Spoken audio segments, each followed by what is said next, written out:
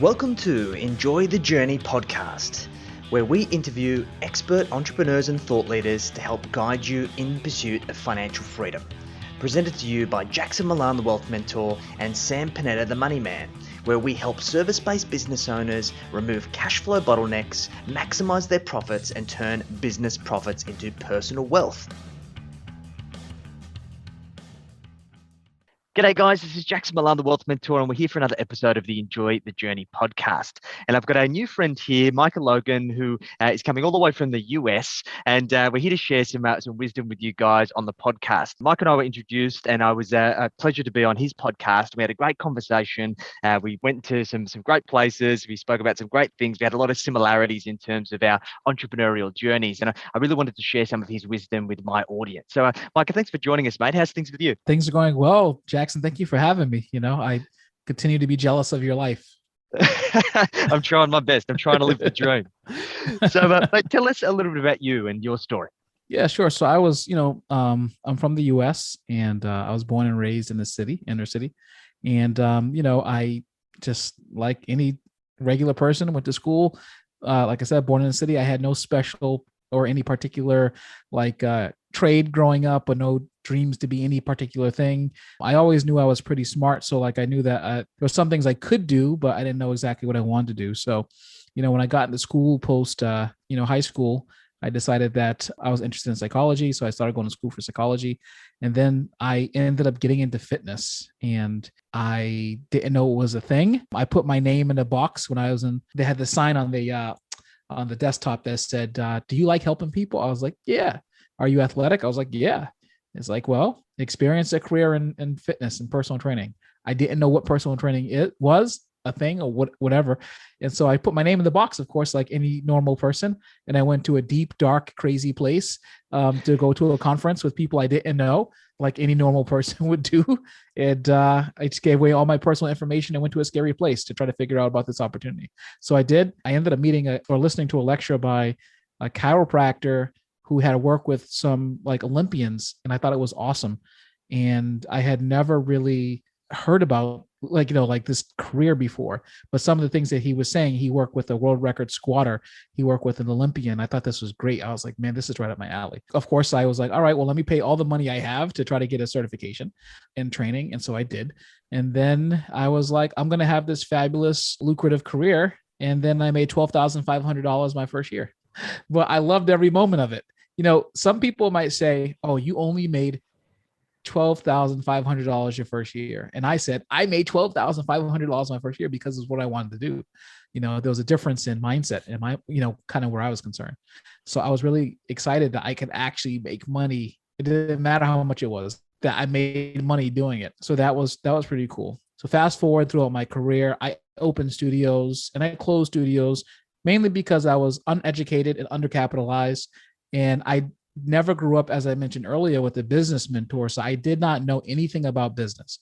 And Thomas Sowell, the famed economist, there's a line that he uses where he said, it takes an extraordinary amount of knowledge to understand the extent of your own ignorance. So I didn't even have enough knowledge to understand how much knowledge I didn't have when it came to business. And so I was like, I thought it was opening the doors, and I knew marketing. I knew marketing budget was important. I thought I could just gain marketing budget as time went on. But what happens in between the time you open your doors and you're trying to gain marketing budget? I don't know. I had no idea. So I closed that studio because that's what happens when you're uneducated and uncapitalized. You're not going to usually sustain that business. And so I had some professional lessons. I opened up a couple more studios, and then I partnered with a physical therapy clinic in 2012, and they had 4 locations, and I was like, that's great. But they owned the locations. I put my concept inside their locations, and they themselves decided to contract back, which of course affected my business. And so once again, I learned another valuable lesson, which is that if you don't have control of where your business is and that kind of stuff, then when something happens, you're not going to be in control of the results. So, and that's what happened. So, and then back in 2014, fall of 2014, I ended up actually getting my own brick and mortar, and I started my small group training concept, which is now a model that we're franchising across the US. And we just started franchising this year. and we're looking to grow it eventually internationally. But it took years to get to the point where I was like, you know what, I can't believe I didn't know this years ago. And again, it takes a lot of knowledge to get to the point where you're just at a point where you're like, man, I don't even understand what I'm doing at all. So This is great, mate. Look, I think what's really funny is like people say ignorance is bliss, but ignorance is bliss only until you start a business, and then ignorance is dangerous, right? And yeah, there's so many business owners out there that work through the school of hard knocks and they're like, it'll be all right. I'll work it out as I go. And they look back, it ends up costing them dearly. I know I've had this experience in the past. I wish I knew what I knew now 10 years ago. How different mm-hmm. would where I am today be? Yep. So when did you realize or get enough knowledge to realize that you were out of your depth and you really needed to get some help? It was probably when I started going to conferences around the time 2012, when I started getting, like 2013, 2014, when I was kind of in the middle of the physical therapy locations. I started flying around the country to go to conferences, and I was listening to some of like the best like fitness business owners in the country on stage talking about their journey and how long they had been in business and what they've done. And I'm like, man, I haven't done any of this. And I have just as much experience at this particular point in time. I was almost a decade in, like 8-9 years in as a fitness coach. And I was like, you know what? Like I have almost as much experience as these guys, but they are way farther ahead than I am. So I'm sitting in the audience and I'm just trying to figure out continually why I'm not progressing. And I can remember all the speakers on those stages. And I used to come back home and I would analyze the information. And then I would go to the conference and I would analyze the information. I would go to the conference and analyze. And I'm like, man, I am no further along than than I think I should be. And it's funny because now all those people that were speakers, we text all the time. Like we are on, it's like the same level. I'm speaking at these conferences and we're texting. So it's just an amazing journey. But yeah, I think it was going to the fitness conferences. It was reading. If you don't read as a business owner or entrepreneur or someone who's looking to scale up, you're not going to be successful. You have to read. 100%. Yeah, it's something I'm trying to get back into now because I've been so busy that I've put it to the wayside. And funnily enough, over the last month, I've read 2 books, and the amount of knowledge and new ideas that I got out of those 2 books has just been game changing. So it's one of those things that you really need to put emphasis on. But Michael, when we talk about your journey, I guess you had this kind of catalyst where you realized, okay, you didn't know it all. You started to get to that point of, say, kind of conscious incompetence, right? You're like, okay, I need to fill this gap. What was the knowledge that you gained that made all of the difference when it comes to scaling up your business? So that's a great question, Jackson. So really the knowledge came from the fact that businesses needed systems and processes to work.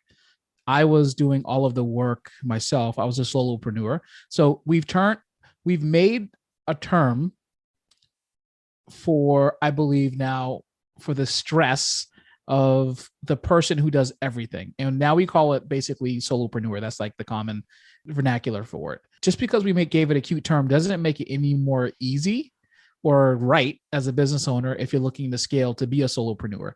Yeah. And at the time, I thought it was what business owners did. I thought you just put your nose down and you worked hard and everything. But I worked super hard in the business that I closed when I was undercapitalized and undereducated. We didn't have health insurance and my wife was pregnant. So I woke up at 3 a.m. to go to work at UPS from 4 a.m. to 8 a.m. And then I went to my fitness studio all day until like 9:30 p.m. with clients or trying to market or whatever all day. I spent all day there. So I was working hard and I got like 4 hours of sleep a night, but it doesn't mean that I was making more money than I could have made. And it wasn't until I started implementing systems and processes whereby my business could actually replicate, function, operate at a high level without me being there that I started actually making real leveraging the time of the business operation hours in my time and actually started making real money. So like once I started implementing my scaling, my processes, my systems, then money started coming in, and only then because I was concentrating on the things that didn't involve lifting weights, ironically. I get you. And look, I think this is so critical, right? Like I'm a big believer that as a business owner, and particularly if you're in that solopreneur stage, your one and only objective is to get to a point where you can replicate yourself. And the only Mhm. way that you can replicate yourself is by unpacking your intellectual property, the way that you do things, and then bringing other people in or bringing processes or systems in that allow you to be replicated, to be able to leverage your time. Because I'm sure working 16-hour days or even more, you're probably not operating at your best ability, right? And you're probably not operating in your zone of genius for all of those 16 hours a day. So that ultimately Right. takes its toll. It does. And, we only have a certain amount of human energy hours, regardless. I think it's something like 50 or 55 human energy hours a week. And those human energy hours are where we do our best work and where we can commit our time to. Anything outside of that, you're just kind of draining yourself, and you know, it's bad to drive drunk, but it may be worse to drive sleepy. Right. Yeah. And so I think that's what happens when you're burning yourself out beyond your human energy hours, is that you're operating your business sleepy. And that's a dangerous place to be in, because you start making simple mistakes that you otherwise wouldn't make if you were fully conscious and had your energy up. Yeah, you nailed it, mate. Look, because I guess the thing for most entrepreneurs I've found is that it's never like big catastrophic decisions that you make, like one single catastrophic decision that leads to your demise. It's typically Mhm. small, repeated bad decisions over time that then compound into huge issues. And they kind of go undetected. And I think the other part here is that as entrepreneurs, I think we're terrible at actually identifying when we're driving our business sleepy. I know that Mhm. even through COVID, I developed some pretty bad work ethics around overworking because I had nothing else to do. Most of us were on lockdown sitting at home. So what do? You just work on your business.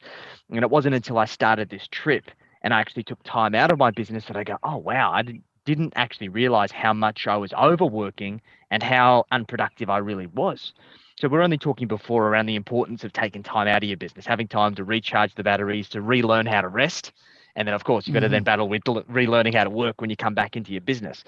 But in your experience, mate, working with people, particularly in the fitness industry, how many people do you think are asleep behind the wheel because they're overworked? Almost all of them. And the other piece too is like in the E Myth by Michael Gerber, they just simply shouldn't be business people. And I know that there's so many people out there that there's so many conferences and so many books, and everyone's like, own your own. And there's a difference between being a business owner and having a hustle, right? Yeah. Like, and it requires a certain mindset, and it requires a certain amount of humility to be in business. And there is a gross lack of humility, and there's a gross lack of self-awareness, generally speaking, in ether about whether or not people should be in business in general, Yeah. or whether they can be high performing employees. And I think that there's not enough said about it, but it needs to be said. And because there are people out there starting with even false dreams, and just because you're an employee does not mean that you can't be high performing and still become wealthy. And I think you and I spoke about that on my podcast about becoming wealthy even as an employee. And I think that is something that people overlook, and they spend their time like on this pipe dream that will never happen. I agree. Yeah. I see so many people that just persevere in business to their own detriment where they just shouldn't be there. And I think they Mhm. just need to come to terms with the fact that it's just not for them and they need to move on. But I guess let's go back to this systems piece. So what's really great is that you're talking about these systems, and it's obviously no surprise that you're now getting into franchising. So you obviously unlocked and you saw the secrets of systems, the power of systems. You've been able to create a great business, and then now you're going down the franchising route. At what point did you have that light bulb moment where franchising your business model was the best possible option?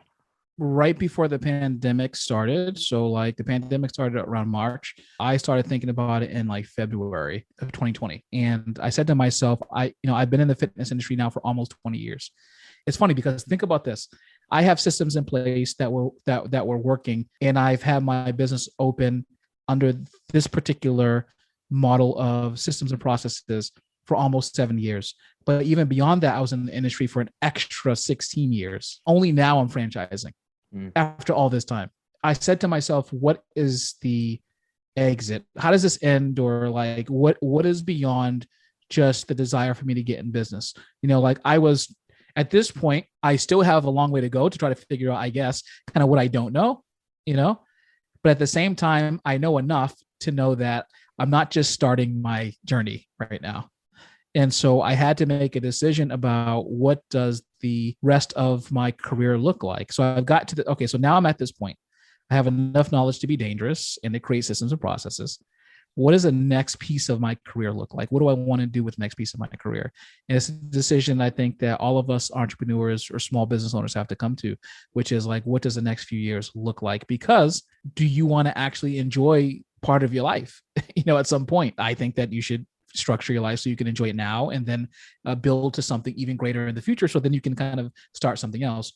And so in thinking about this, I had a couple of options. So the first option was for me to grow more corporate locations and to grow that way, and then just to hire more people, create some jobs locally, and then run the business, and then kind of go that route and just make a lot of cash that way.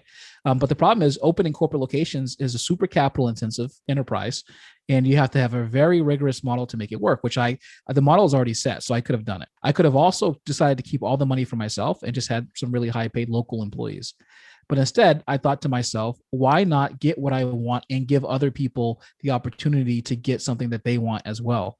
So I had a dual purpose in doing this. So the first part of it was not act like we don't all have self-interest, was that I have to, at some point, have options for what I'm going to do moving forward. The only way to do that is to scale your business. So the options were to scale by opening corporate locations, which were much more expensive, or to scale using other people's money. And franchising simply is the way to do that. Effectively, franchising is allowing a person to open up their own unit of a model that you put in place using the philosophies and principles that you put in place, but they're using their money to do that. But during this process, you are training them and giving them the business skills. You're teaching them to fish, and they have the ability to create an investment for themselves that has resale ability. To me, that was exciting because we're both getting something in exchange for our business transaction. And that is the best way to do it. Plus, I have always had a desire to do business mentoring, and this is a great way to do it, to help people to learn how to own their own. So if you are an employee, going into a franchise is actually a really good step because you don't have to be entrepreneurial to be a franchisee. You just have to know how to run the play and continue to run it. So that was really my thought process in doing it. And I was thinking about my future, and I was thinking about how I could combine two of my desires at the same time. I love that, mate. Look, I've owned a franchise in the past, and there's a lot of great stories about successful franchises. Like obviously when we think about franchises, the first one that comes to mind is McDonald's, right? They're just like the epitome of systems. Their operations manual is like second to none. But then there's obviously a lot of horror stories around franchises, even in the fitness space, that there's a lot of I guess oversold and underdeliver. And I know from my own first-hand experience in the franchise world, I got into a franchise thinking that they were going to give us all of these systems, and the systems were shit. And I ended up having to recreate everything from scratch, and then I actually outgrew the franchise and ended up selling it. So I feel that there's definitely a sweet spot for a particular type of person who really suits a franchise model. So obviously the great thing is that you're building a franchise from scratch, and I'm sure you've had a lot of experiences with either franchise fitness businesses or done a lot of research into other franchises. So from your perspective, what do you believe makes a great franchise? From the franchisor perspective? Yeah. Or the franchisee? Let's say from the franchisor first.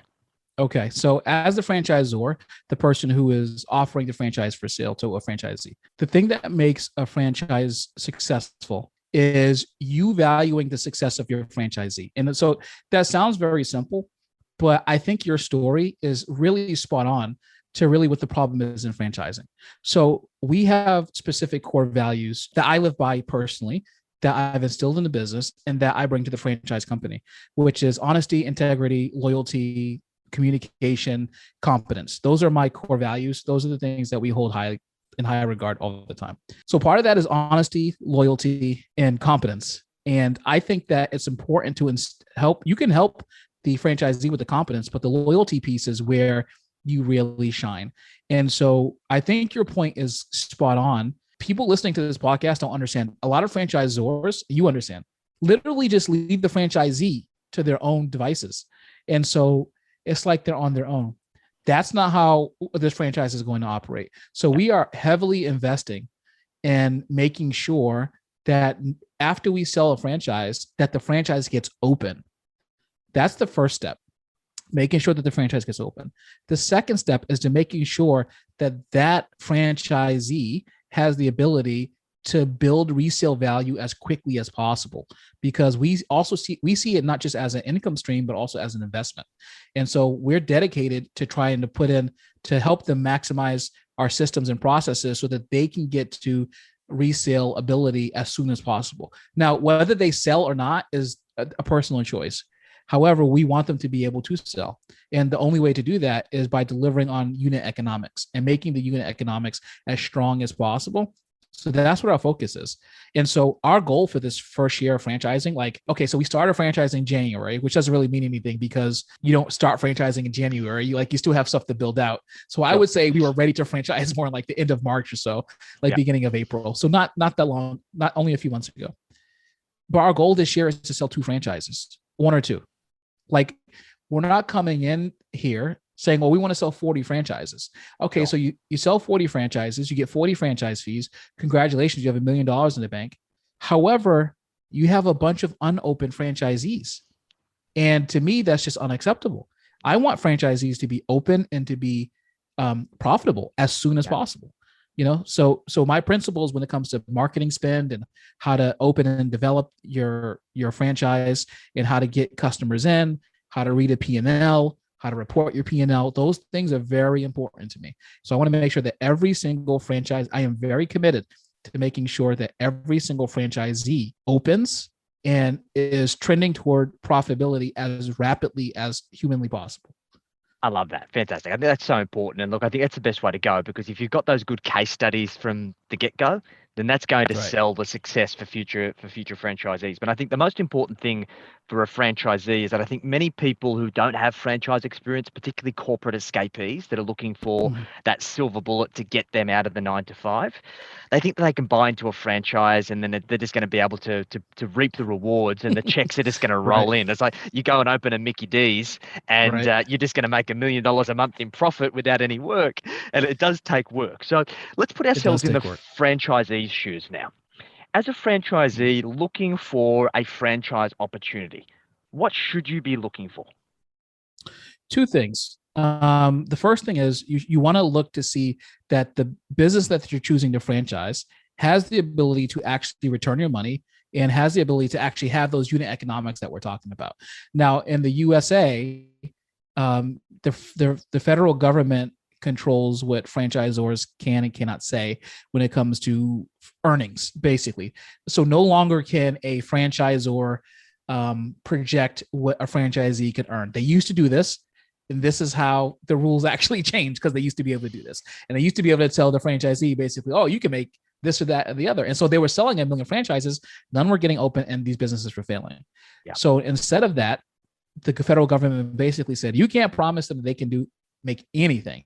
You have to basically just come off the merits of what actually the offering is, and to allow a franchisee to think about it and to decide for themselves if this is the opportunity for them. And you do that through a franchise disclosure document, or what's called an FDD. And so our FDD is very clear and very simple, and it lays out all the fees pretty much that you have. There's a range of fees in there that a franchisee may have. So they know going in what their initial startup costs, estimated startup costs could be. Now, depending on locale and how things shake out, like maybe it can be a little lower, a little higher, but it's just an estimated range. But as a franchisor, like, we've done this before, so we know like what the target is going to look like. So that's the first thing. So the second thing is that a franchisee should be looking for support.